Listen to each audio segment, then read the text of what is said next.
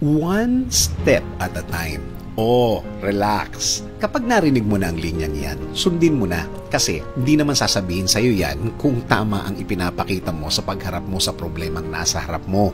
At kapag di ka nag-relax, lalala lang ng lalala ang mabigat na hinaharap mo.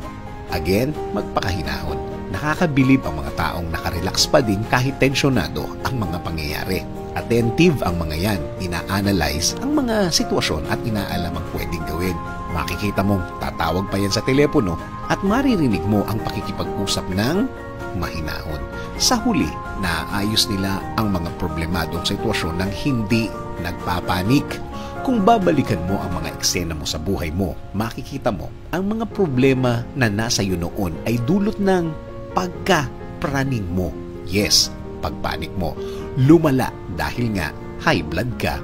Kapag nalagay ulit sa alanganin, kapag nalagay ka ulit sa nakakapanik na pangyayari, magdasal ng matindi at kausapin ng Diyos para bigyan ka niya ng isang malinaw na pag-iisip.